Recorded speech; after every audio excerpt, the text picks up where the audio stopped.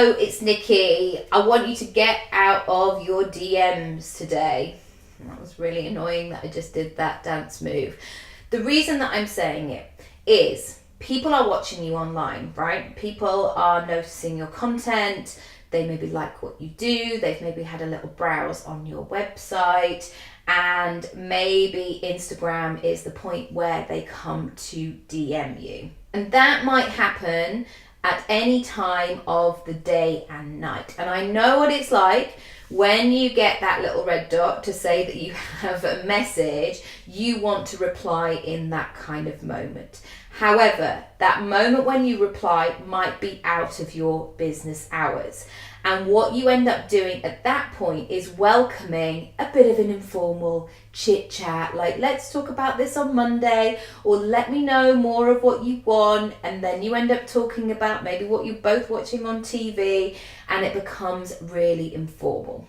And one thing I can do is to recommend putting this conversation in an email format. So even if you start with that phrase of, this sounds really great, I would love to be able to help you with this, here is my email, would you mind telling me a bit more about it, or let's move the conversation over there. Why is this effective? Number one, I love that first content with a client. Now, I save everything client related. So sometimes 3 years later, when I've been working with that client, we have that moment of going back to that first email and going, do you remember when you were in this situation and you wanted to do X, Y, and Z and you didn't know how to do it? Look how far you've come. So again, I do that kind of pageant mum, like, woo, yeah, you're amazing. This is great. Number two, it makes it clear that your service is for sale. This is not a conversation to be littered with lols or sorry or smiley faces or all of that kind of stuff. Your responsibility as the business owner is to hold that lovely container for somebody and really hear somebody and take somebody seriously. Like with my industry in terms of coaching, it can feel really scary to reach out as a consumer and go, I can't do this by myself, I really need help. So what I've always looked for when I've worked with coaches is for that person who's going to meet me and go, don't worry, we've got this, we're going to figure this out, we're going to do this, this and this. Not who's going to be talking about MasterChef necessarily. I mean, it has become that point where I have become friends with some of my clients and I've had a much more personable relationship going forward, and that's all well and good.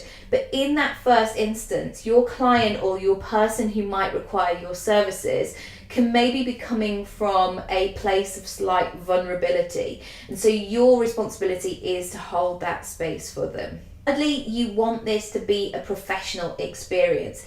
If, and I hope, money is being exchanged, you want to make sure that your client or your customer to be is getting loads of value and they are feeling like they've had something from that exchange. That is so important.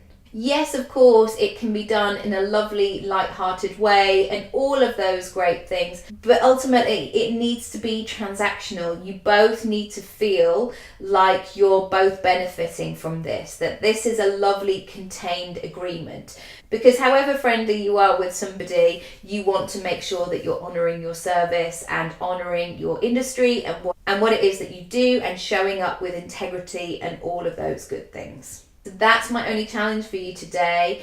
Don't conduct business in your DMs. See if you can move it into an email situation.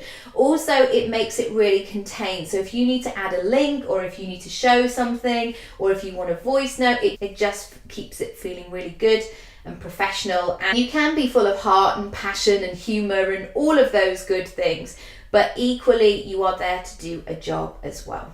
As always, I look forward to your thoughts. And I'll see you soon.